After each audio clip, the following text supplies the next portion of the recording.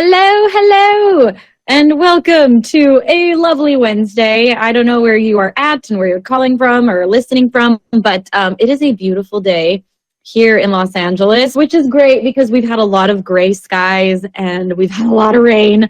And so it's very nice to have sunny skies here. I feel like I am in such a better mood. You know, seasonal moods is a real thing. Seasonal depression is a real thing. But I'm so excited for today's chat because I have dear friends coming on. My buddies from Pentatonics, and actually I've known Scott for years. Scott Hoying is going to be on with me, and then Matt is the newest member of the group who I've met several times. I don't know him as well, so I'm actually really excited to get to chat with Matt and Scott today and chat all things Pentatonics. And I was also really excited about this because I know that so many of you guys are big Pentatonics fans. I'm no stranger to that.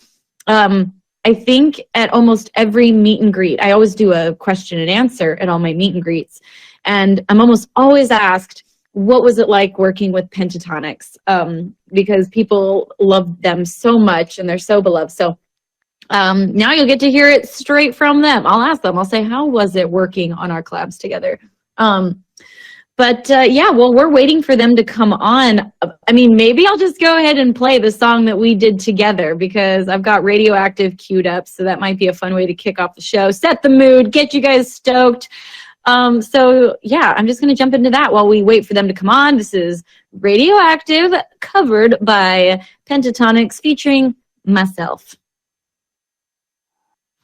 Woohoo! Oh my gosh, that's so fun to listen to that because I haven't listened in so long to that song.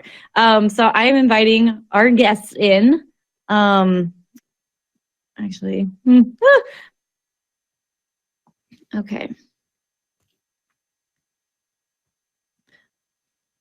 All right, so we'll just wait for them to accept. Hello, Matt. How you doing? Oh, you have to unmute yourself. Sorry. Little tricks of the trade. Okay, I'm so new here. How do I myself? I know, hello? Right? I have to tell everybody. I'm like, don't worry, you got to unmute yourself. But I can hear you both now. So good to have you here. How are you? Oh my gosh, thank you for having us. We're good. How are you so doing? Good. Oh, I'm doing really, really great. And it's funny, as I was listening to the song, I was just thinking, like, man, as artists, we like very rarely listen to our songs like that, like front to back after you've done all the mixing and mastering and you send it off. Like you perform it all the time, but it's kind of, wouldn't you agree? It's kind of weird to like sit and listen to a full version of your song.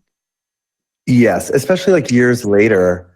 And sometimes it can be like kind of fun. I'll like listen to an old song and be like, wow, we kind of crushed that. I'll be like, yeah. I mean, I loved listening to that then and now. So you're incredible. And that's one of my favorite arrangements ever. So I don't have a problem listening to it.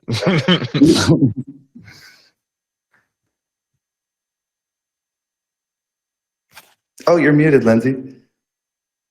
Or did I mute you? Yeah, she's muted. Oh, you're muted. Oh no. Hi guys. Let's do an arrangement. Ready? Daft Punk. Whoa! Oh, Daft Punk. Sorry. Fix it, test it.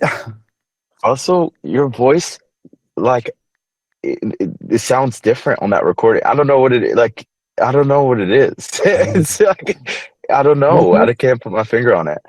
I feel like I sound different every year, like a little bit. It's like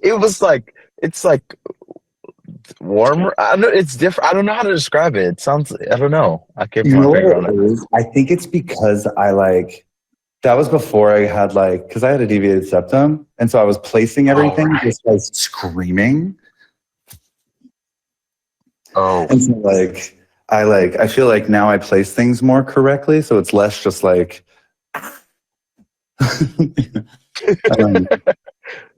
That's so funny.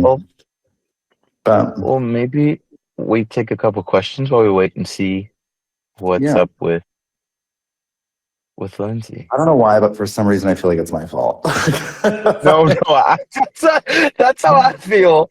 But it's Okay, I don't know if you guys can hear me, but I just logged off and logged back in. Can you hear me? I can hear you. Yes. I'm so sorry. I've never had that happen before, so I just like totally left you guys hanging dry. Sorry. That's okay. Hopefully you had a nice conversation amongst yourselves. Sorry about that. But anyways, I guess I want to jump into Christmas because, I feel like you guys are just so good at Christmas. Like, you're so good at so many things, but Christmas is like a place where I feel like you've dominated the market in such a cool way. And so you just wrapped up a really busy holiday season. You had a new album. You had a full-blown arena tour. So how was that whole experience of the last few months for you guys? I mean, it was really, really amazing. I feel like having been doing this for so long, like I feel like in your younger 20s, you're just like, what's next? Go stressed. And like, I feel like we're at this place in our career where we can just really bask in things and like really enjoy things and like take it in more than ever. And I feel like this last Christmas tour was one of the most special experiences of my life and of our career, because it was just, I was really present for it, and I just like loved every second of it. And the audiences were great, and it was really special. Yeah. What do you think helped you? Oh, sorry, go on, Matt.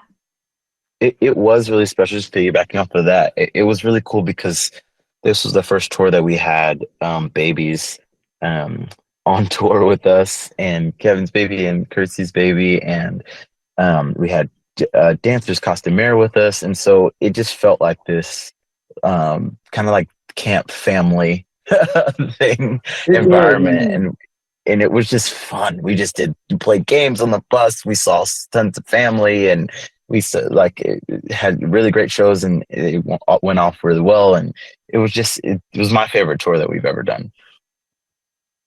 Wow. That's saying a lot, because you guys have toured a lot, and and I'm sure you've done all kinds of musical excursions like before you were part of the group. So it's like, when you compare all these experiences and can say like this one was the best at this point in your careers, that's saying a lot, and it is amazing the energy that like new life of like a baby will bring into a situation. Like, there's something so special and magical about that. Yes, exactly. It does feel like it's like representative of like a new chapter, a new evolution of pentatonics. And I don't know, it's really cool to kind of feel more cemented and grounded going into a tour. It's made it special. Yeah. I also have to say, I was very impressed with your guys' TikTok game. I pay a lot of attention to the TikToks, especially around the holidays. I was hitting it as hard as I possibly could, but I know how hard it is to make content when you also are focused on tour is exhausting. And so I was really impressed that you guys created so much content, not only on the Pentatonics page, but then Scott, you had your own page that you were also putting out content for. I was like, this guy's a beast. So how was that? Like, do you enjoy TikTok, or was that something that, you like kind of forced yourself to do?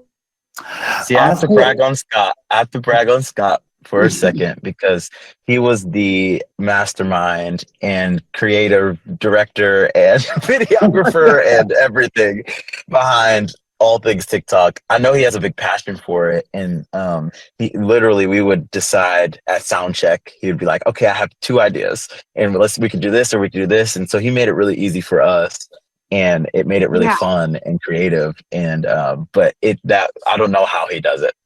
Thank you, man. I appreciate that. Yeah, but yeah, I do really have a passion for TikTok. I think it's so fun. And then I feel like I never really thought about doing TikToks on stage before. I know you first of all, yours, Lindsey, our productions, they're amazing. The acting from the audience, the camera angles, the storyline. But of course. But I just when we started making ones on stage, it prompted so many new ideas, because there's so much you can do with an audience and phone lights and But it was funny, later on the tour, the ideas were coming later and later, and it would be like 10 minutes of show, and I'm like, I'm like, we're going to sing some Hallelujah. Everyone's like, what? Oh my God.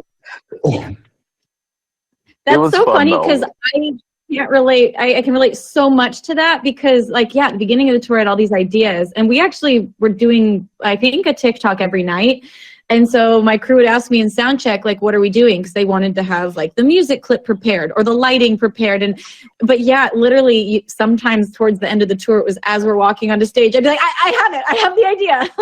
Yeah. And everybody's like, Lindsey, you can't do this stuff. That's so funny. Literally same thing. Like our in-ear monitor guy and our lighting guy would always ask throughout the day, so what do you need from me? And I'm like, oh, we're still thinking about it. Yeah.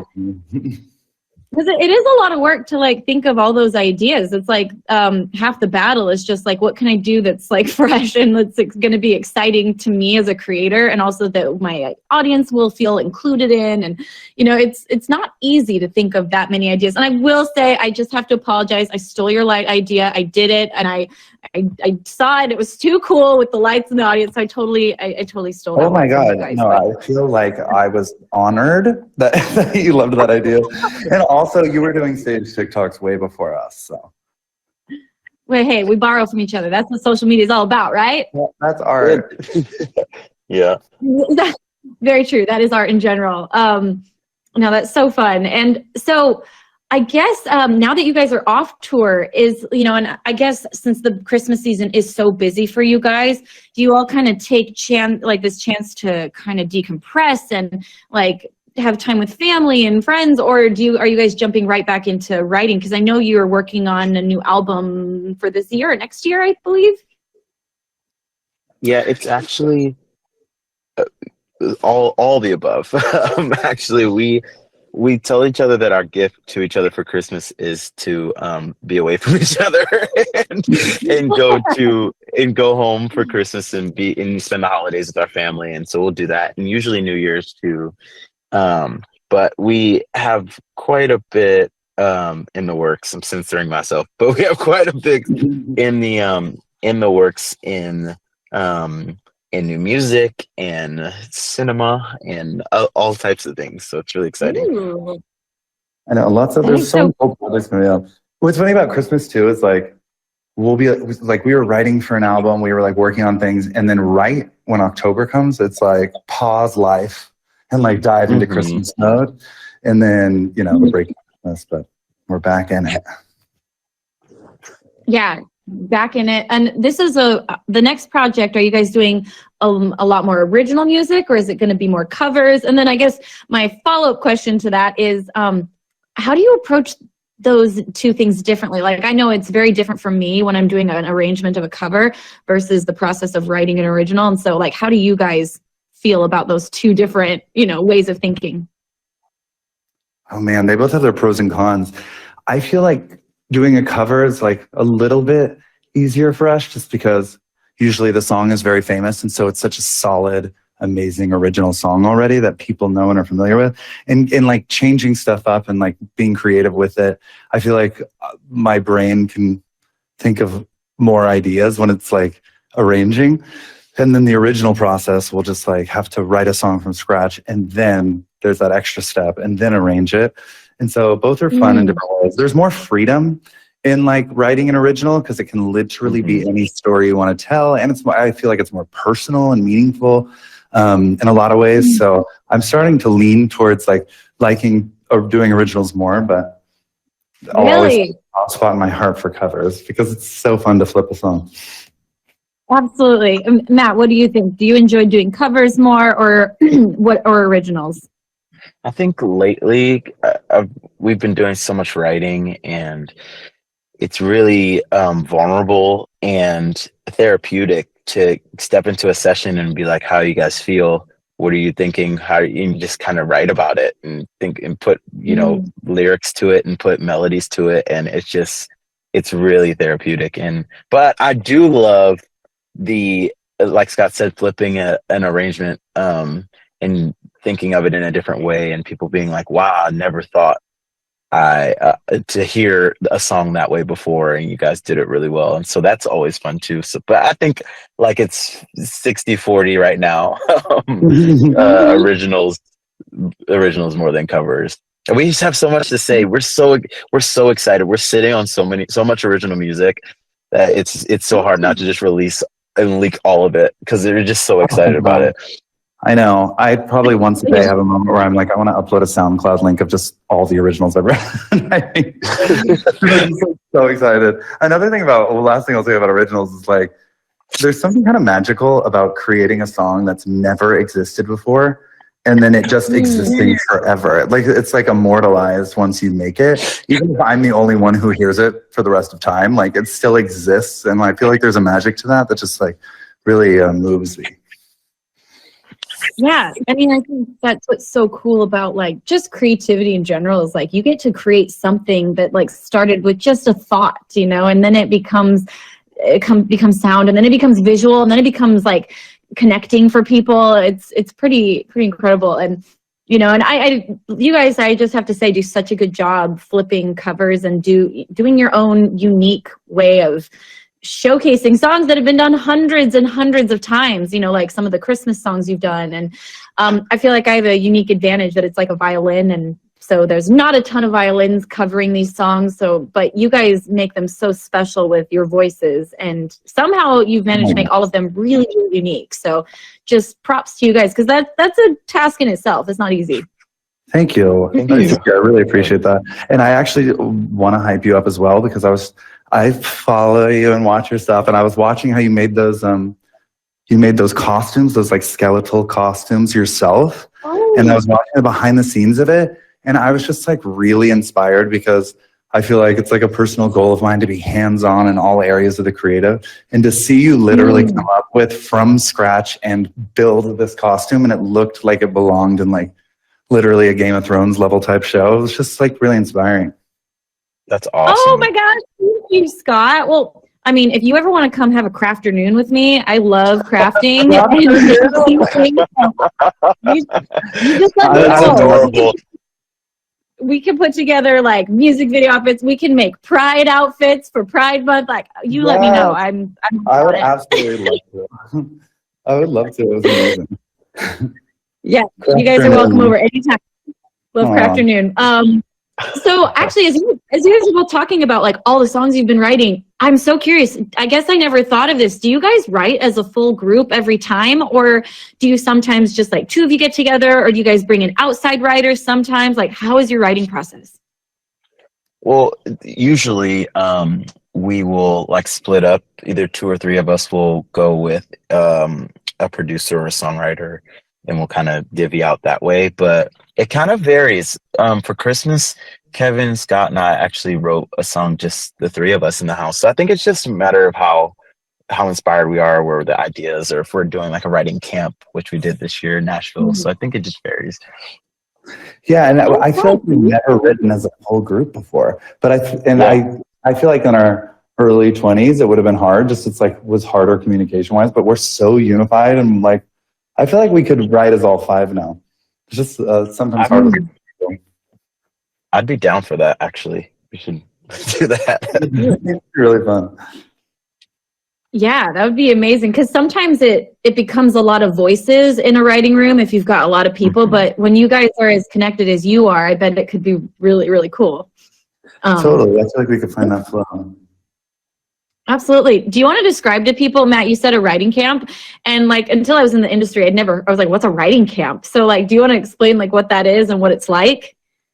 So our version, this was our first time doing it as well, and we took a trip to Nashville, and basically they set up with a producer or a songwriter, or both, two producers, or whatever iteration of it, and we would do 2 sessions a day where we would go into their studios and we would work on a song, and then the second half of the day we would go to another studio. Sometimes we would swap in different iterations of within us, and different producers and writers in Nashville, and we've done that in LA too. But those camps they're just a lot of fun, because you're just constantly creative. It feels like it could be daunting and a lot of work, But if you're just excited, if you're excited to write, then it's just the most fun because there's no pressure and you just go out and just write and create and just have a good time. That's awesome. I've actually never done a writing camp, and I need to be better at not putting pressure on myself because I've always kind of been like, oh, I'm too intimidated to do something like that.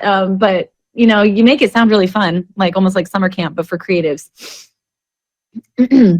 Yeah, it would just, I think you'd crush it too. And also a lot of the songwriters are such good singers that you'd already have like vocalists to join you if you wanted to.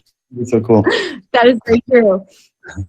So speaking of vocalists, you guys have done so many collaborations. Like I was just like kind of looking through the list and I'm like just going to name off my memory, but you guys have done so many, everybody from Stevie Wonder to Dolly to Miley Cyrus to Meghan Trainor to Jordan Sparks, just so many, Kelly Clarkson. Are there any people that like really kind of left an impression on you or that were just kind of extra special for some reason or another? Oh man. I mean, honestly, the three that come to mind are Dolly Parton, just because she was so absolutely wonderful. And we ended up winning a Grammy for that. And it was just a really surreal experience. And then the Stevie Wonder experience was so cool because he just like walked into rehearsal and started belting. He was like, let's run it. and he was just singing so perfectly and just at the top of his range. And we were like just dumbfounded. And then I would say the other person that was honestly you and Radioactive. I feel like that video is a landmark moment for Pentatonix's career. That's when our subscribers really started to like go up quickly. And I always point that out as like a pivotal moment in our career. So thanks, Queen. Wow, I'm very honored that I made the list. That's cool. Thank you. I think that was a really incredible. Sorry, go on. No, I'm just saying you're incredible. Sorry, I didn't mean to cut you off. Oh no, thank you. We're just fangirling over each other, all three of us, this whole time. That's how radio chat should be. Yeah, I guess.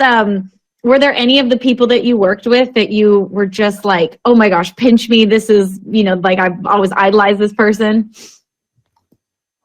I mean, anytime being in a room with Kelly Clarkson is just kind of like, this is one of the greatest vocalists on the planet Earth. And she's just the kindest human as well. So it's just like, I'm just always enamored by her because she's just so down to earth and so sweet and so kind. When she doesn't have to be, she just always is thinking about other people, and she's just really awesome. And so I'm always like, wow, I want to be like her when I grow up. There is something so special about Kelly Clarkson. And I think the thing that really, made me just be like, wow, is the way that the people around her that work with her every day, like her band and the people on set on her show, you can tell they love her. And so it's not an act. It's not like she's just being nice to her guests and putting on face for the people in the audience. You can tell that she treats everybody like they are the most important person in the world because the way they look at her and the way they talk to her. So yeah, Kelly's definitely one of my, like, you are goals. You are a goal human to me, That was really well said. That's like exactly how she is. She's just like, she's in it when she's talking to you. She's like always so present. Yeah. What do you guys think makes for an ideal collaboration? And then also, how do you guys go about choosing the people that you collaborate with? We're always down to collab just because making music with other people, there's so much magic in that. And so like we love to collaborate with other artists, especially people we respect. And honestly, we're down to work with anyone that we find amazing. Like we're just like this, we're just always asking like, Jasmine Sullivan, do you want to sing with us? Because she was my favorite singer growing up, and we're all obsessed with Dolly Parton. So we reached out to Dolly. You know what I mean? It's like just anyone that's super talented and like down to just make art with another person for fun. And like, it's just, we're not like particular as long as they're amazing and nice. What's also really cool is even two-part to your question you asked before, is that it's really mind-boggling that some of the best singers and artists are like nervous when they come and sing with us. Like I remember when Christina Perri came in the studio for one of the songs from the Evergreen album, she was like really excited and giddy and nervous, and I was like, "This is Christina Perri!" Like, it's so humbling to see that people really want to collaborate with us and see us in that way, just as much as we respect what they do, And so it's like a crazy position to be in. Yeah. And I guess like kind of piggybacking off of that, Matt, like what was it like getting to join Pentatonix when they were like already worldwide names, like all across, the planet? Like what was that experience like for you to just kind of jump to that height? And had you been fans of the group before? I mean, it was a dream. Is the best way to describe it. I was doing a cappella like professionally right before joining the group, and I had seen the shortest version of the story is I had seen Pentatonix. They came and did a workshop at my high school with the a cappella group that I started in high school, and so to flash forward to be able to not only audition with them and sing with them, but to join the group, it's just like surreal. I've always wanted to be in a group like it, and admired everything that the group had done and them as people. They just seemed so down to earth. And so when I joined the group, it was just that. They made it, the transition was so seamless. They were all so sweet to me. And anything I ever needed, they answered any questions. It just became family instantaneously. And so it's literally a dream still. Yeah. Well, it's really wild to like look at what you guys have all done and the fact that, you guys have kept this core group together. Like it's not easy to keep a group together. Like every band will say that. And the fact that like you guys are family, it shows. It's really magical. I think it's what makes your music even go beyond just being great music. Like people feel that connection between all of you. And, I'm just so glad that you came on to chat with me today. I don't want to take, too much of your time, but is there anything else that you want to share with us about things you're working on or things you're excited about before we lose you? Pretty much that a lot is coming. So I know that people have been waiting, but there's original music coming. There's really cool projects coming. There's big things in the work, and I'm just excited for this next chapter of Pentatonix. And thank you for having us on your show. We're such fans. Absolutely. Cool. Absolutely. Well, it's so great to chat with you. Sorry, that's what I was going to say, is that I'm just such a big fan of you, and it's nice to get to talk and chat with you.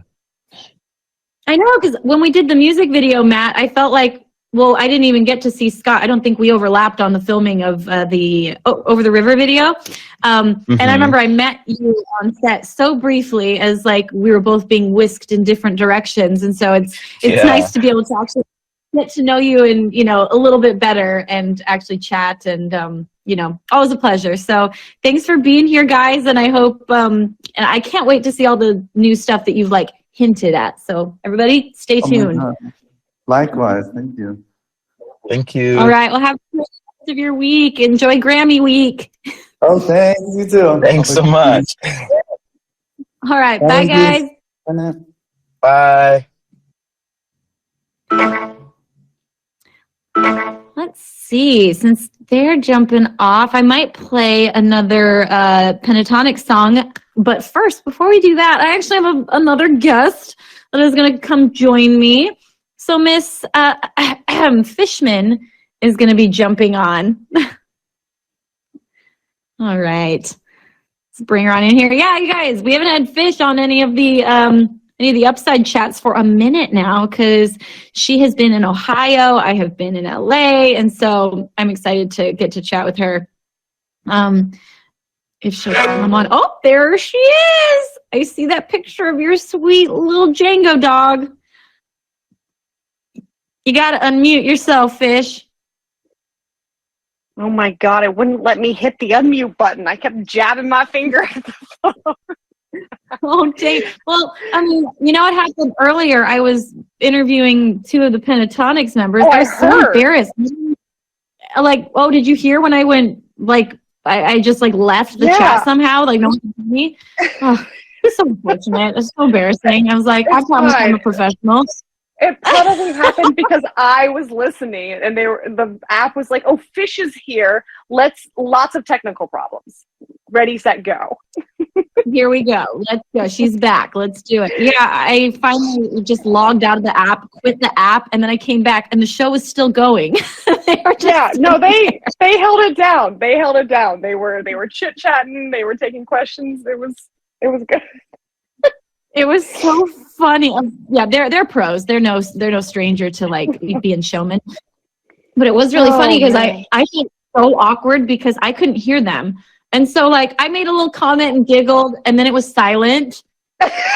And so then I paused, like, give them a second, and they didn't, like, it was silent. So then I was like, okay, well, and then I asked a question and it was still silent. And then I was like, something's wrong. They were just ignoring you. Or they just left with their phone. They're like, we're over this already. Oh man. It's my life though. That's fine. Anyways, I was gonna say it wouldn't be a radio show or a Twitch stream or whatever without some sort of technical hiccup. Right? Technical hiccup. How are you? But I'm good. I'm so good. How are you? I miss you. I miss you too. Yeah, I'm fine. I'm good. I text Mark earlier, my boyfriend. I text Mark and like, I don't know, 15, 20 minutes ago, jokingly. And I was like, I want ice cream. And I like sent him a meme.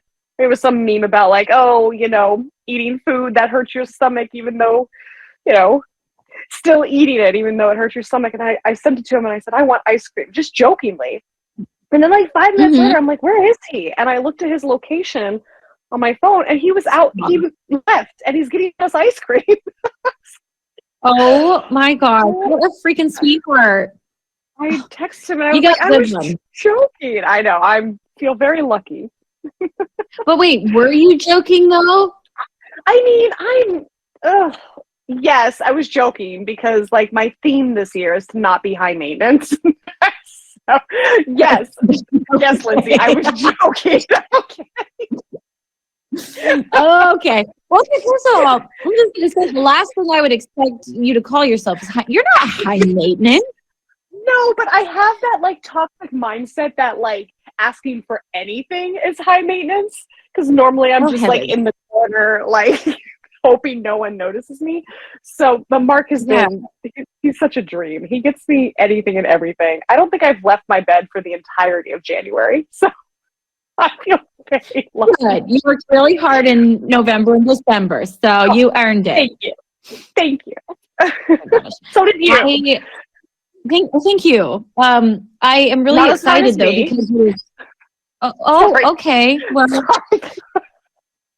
Well, gosh, Fish, everything's not a competition. I'll start with that, and then secondly, I'm.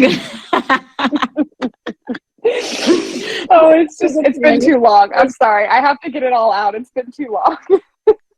Well, don't you think that it's funny that there literally are people like that who everything is like a subtle competition and they just have to let you know that they did, do a little more than you, or they did have you met whatever it may be. Yeah. Oh, so yeah, this is a little close to home. Okay, let's talk about something else. Yeah. What? Sorry, I interrupted you. What were you saying? Oh, I was saying I'm really excited that it's February 1st because I did no sugar the month of January. Wait, you didn't tell me that? Oh my gosh. Oh, I didn't? Okay, let me back up a little bit. By no sugar, I mean no processed sugar. So you better believe I ate so many dried mangoes and I had a lot of dried fruit. I still had my little chocolate protein shakes because they're stevia sweetened, So as long as it was a natural, like from the earth sugar, it was okay. So I had a cookie or ice cream or chocolate. Sugar cane comes from the earth. I'm literally eating ice cream as we speak. Well, I'm about to go out there and get me some because it has been a while, and I'm talking about sugar. I'm really impressed. I'm actually very impressed. I'm proud of you. How did it make you feel? Well, the reason I did it was because I had I went so hard on Christmas. I really enjoyed my treats, and I didn't let myself feel bad for it. Mm-hmm. And I always do. And I was so addicted to sugar by the time I came back to LA, and I just was like, I am craving sugar like nonstop. So it's been great that addictive. It really is. It's nice that right now a piece of dried mango, a bag of dried mangoes will, make me feel great. And I'm not craving sugar. I don't. So that's been a nice reset. But I am excited to now get back to my baked goods but I'm going to do it in moderation. So now I'm reset and I can do that. Nice. But I just text you a photo of the ice cream that was just handed to me. What flavor are we talking here, Fish? It's Grater's Black Raspberry Chocolate Chip. Classic. Whoa, that sounds amazing. Is this like a mom and pop ice cream shop? Well, I think it's a regional thing. Like, I've only ever seen it in Ohio, so I assume it's just an Ohio thing. But oh my gosh, it's so good.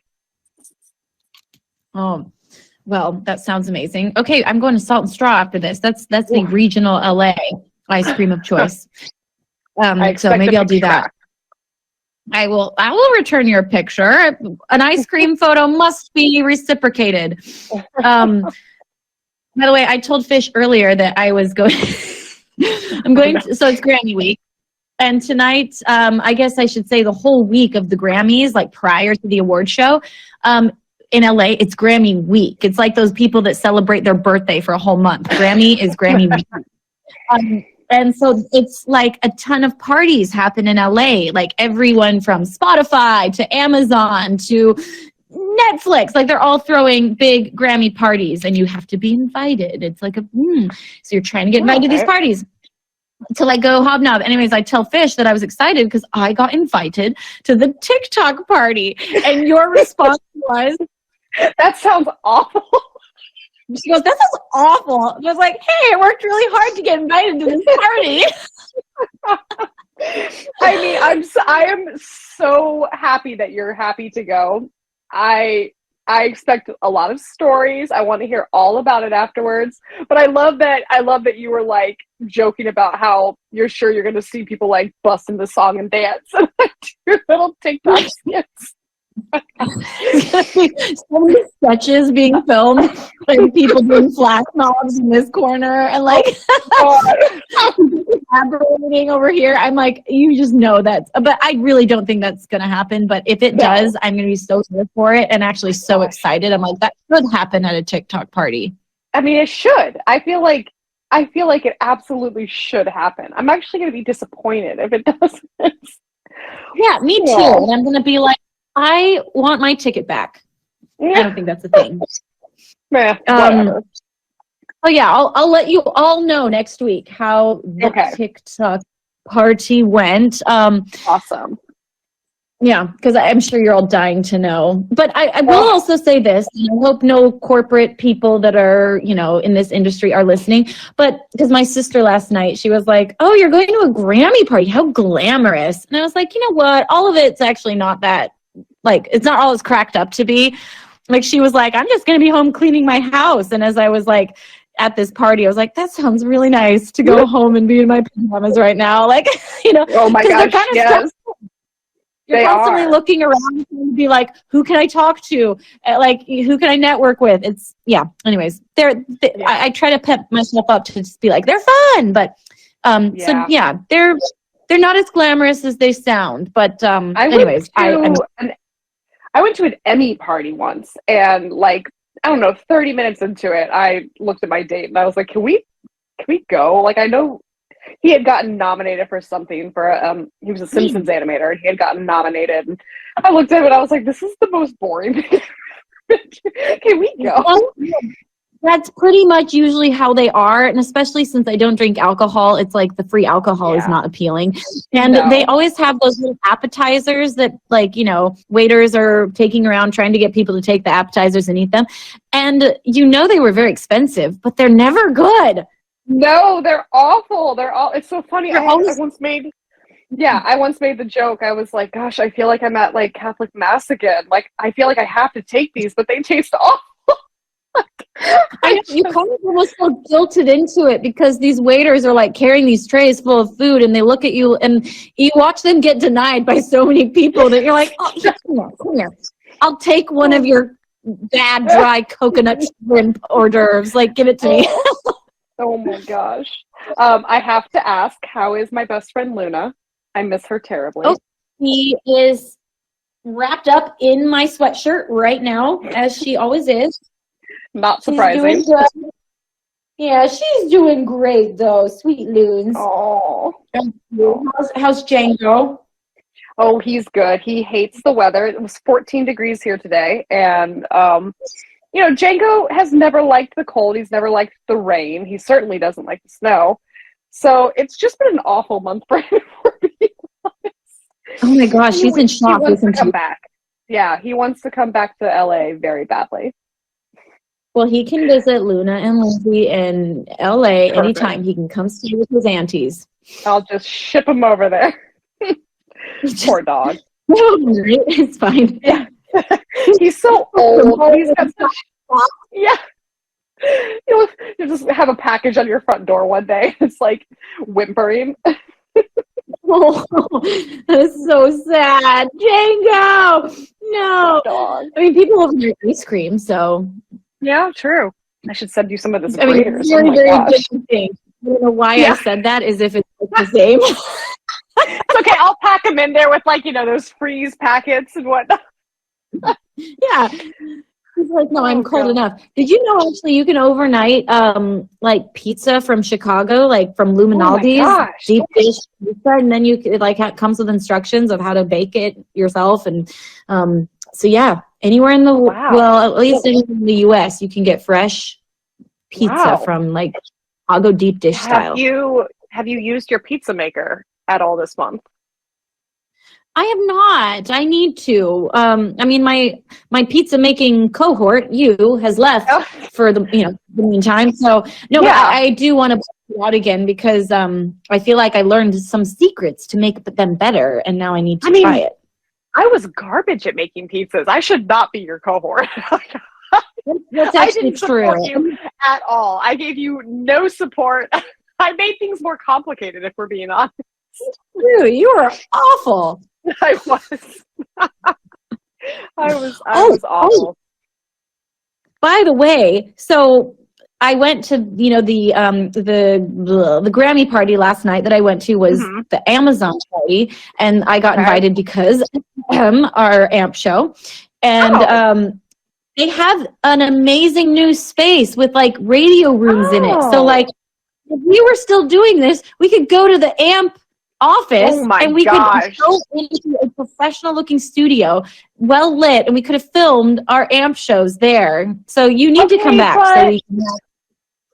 That's nice, but there was definitely some charm to you and I sitting in our dirty PJs on the floor of your family room. Do you want to know where I am right now? Are you sitting in your dirty PJs on the floor of your family room? Literally described exactly what I'm doing, and I've got my side window sitting next to me, a dog in my sweatshirt, and I'm crouched over the phone, which is on the floor. I am so ghetto. Picture this. I can picture it. I see it. Oh my God. So I got very excited about the idea of, I was like, oh, it'd be fun to go down there and have the guests come in and get to talk to them in person. Nice. Yeah. I was about to invite my guests to come sit on the ground with me in my living room. Can you imagine being a queen sitting on the floor with us?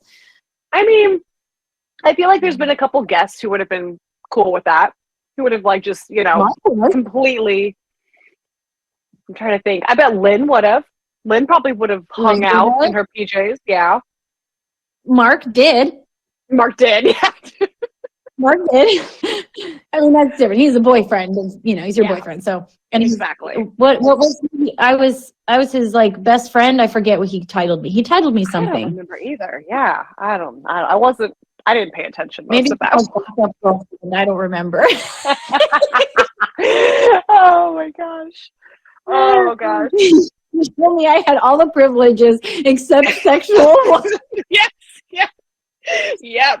He is a really good vicarious boyfriend though, right? He was. He's great at that.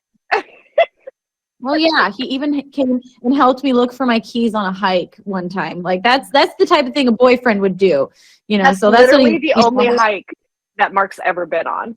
That's not true. Okay, We hiked in Big Bear, but at that point, it had been the only hike. You need to take him on more hikes because when I hiked that with him, I was a little concerned about his health. Oh man, I'm concerned about his health every day of my life, Lindsay. I was like, Mark, when was the last time you went on a walk? Like, what the heck? Well, 2 years ago, maybe. I'm just kidding, Mark. I love you. I hope you're not listening, Mark. I know you never listen to my show. It's fine. I hate you. Man. My mother still has never listened to a show. Can you believe that? Oh, I actually can. I actually can believe that. That tracks, actually. Yeah. Tracks. Well, to this day, I really regret the only regret I have from our whole last tour that I didn't say from stage in Salt Lake City, Utah, that my mother is here tonight in Salt Lake. And she's down the road at the Mormon Tabernacle Choir. Like, that would have slayed. That would have been so funny. I can't believe I missed that opportunity. That is my favorite story. I love that. Yeah, because the audience would have at first been like, oh, her mother's here. And then in Salt Lake, okay, down the street at the other concert. Yeah, that was so funny because I will say she hadn't seen our show yet, too. I was like, so Mom, you're coming to Salt Lake? Not to see me. She came to she was a couple blocks away. A couple blocks away. She's like, well, your Aunt Jenny really wanted to go to the Motab Choir and she wanted someone to go with. And I was like, okay. All right. Oh my God. I love that story. It's just the dynamic that you have with your mom is such goals to me. Like, I look at you and your mom and I just think I love that relationship so much. Oh, well, Mom's the best. I love my mom, and I'm very, very grateful for the friendship and the relationship that we have, you know? And it's funny, like, growing up, I always loved my mom, but I never would have thought, I guess I didn't have any expectations of what our relationship would look like when I was adult. I never thought about it because I didn't really care, but I am so happy that it turned out the way it is because I never thought it would. It's not like me and my mom were besties growing up and I told her everything. No, I didn't tell my mom anything when I was in high school. Mom was embarrassing. And, it's just so nice that it's blossomed into such a friendship. So Diane is fantastic. She is. And she loves tour. She loves coming and hanging out on tour, except in Salt Lake when Motab is performing. Oh, it's okay. You know what? If your mother had been out on tour, you probably wouldn't have taken an entire day to lob grapes at me, because your mom probably would have shaken her finger at you and told you not to do that. So thank goodness Lindsay. Diane wasn't on tour. Yeah, I could just hear her voice, Lindsay. Oh, Lindsay. Well, do you think, I don't know, do you think that would have been a Lindsay, or do you think she might have actually chucked a grape at you? I think she would have reprimanded you at first, but then at some point during the day, she also would have thrown a grape at me. Yeah.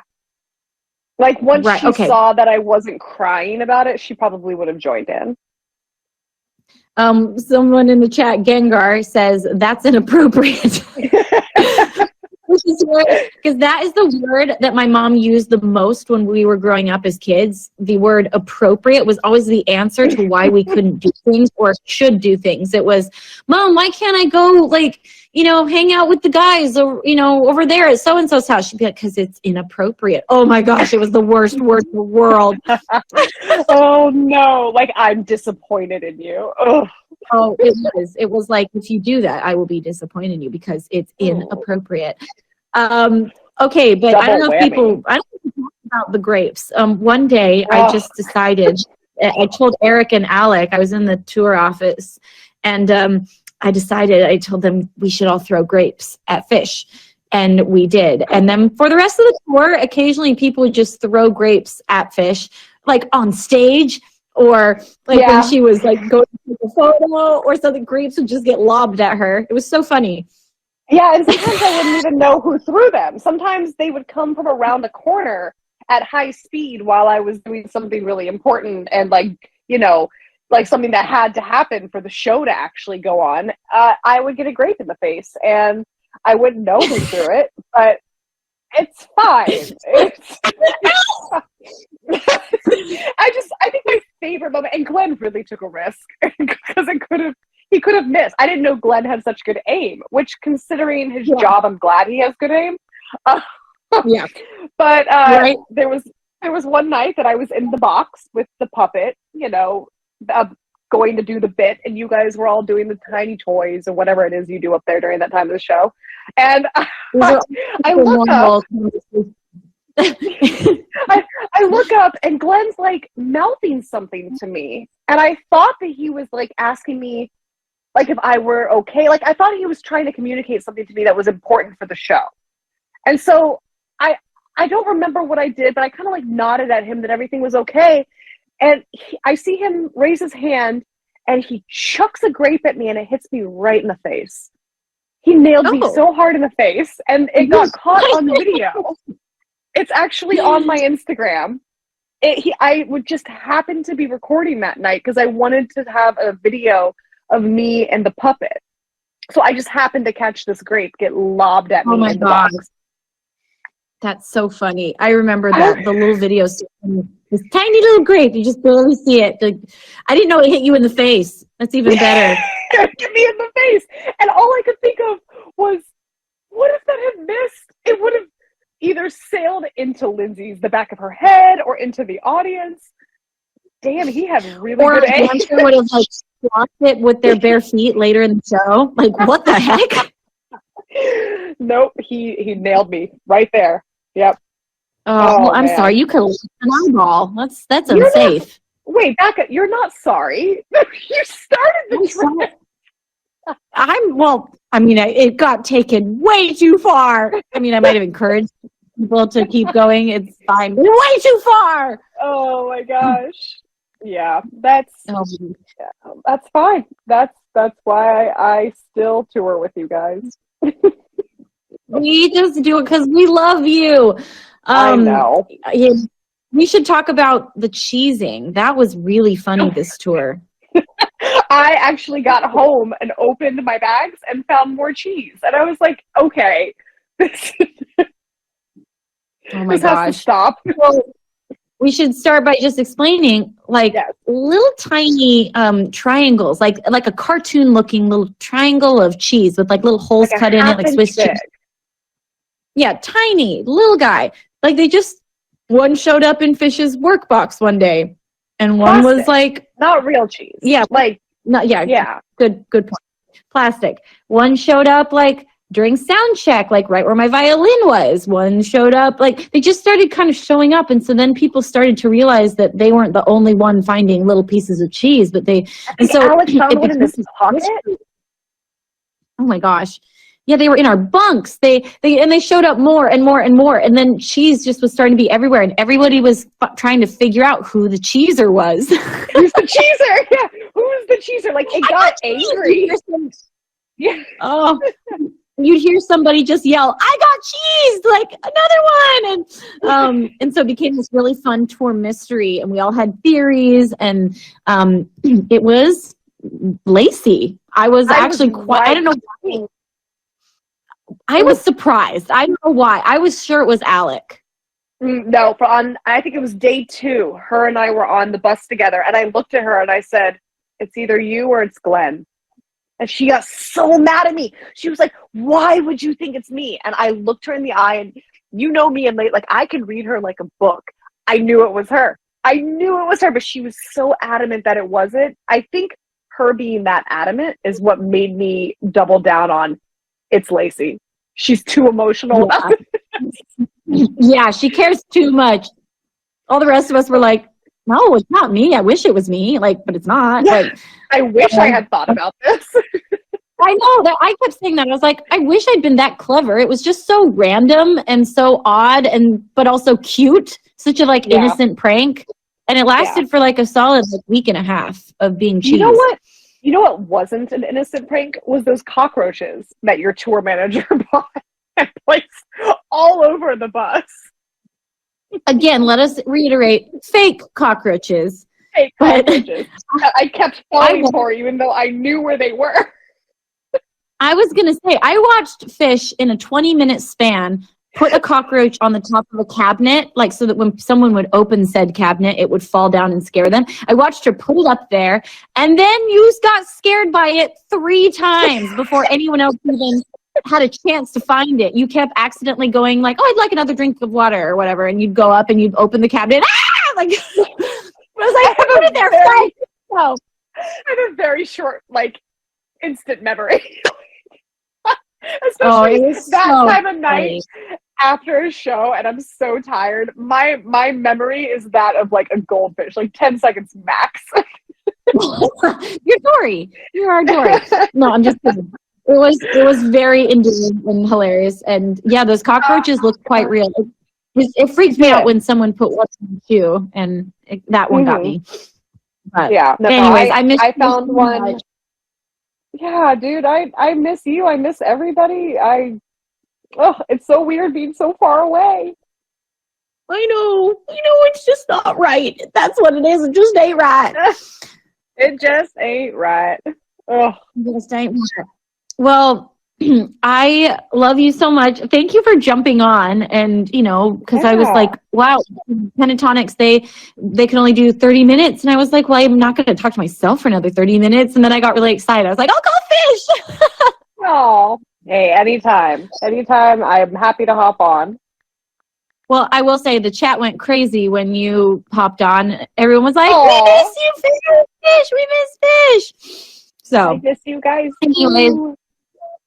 Love you so much. And everybody, thanks for coming on and joining our Pentatonics episode. I'll say my goodbyes now, but after we, say goodbyes, I think it'd be fun to play one more Pentatonics song. This is one of their originals. It's called Be My Eyes. So let's take it away with that, and we'll see you guys next week. Bye. Bye, everyone.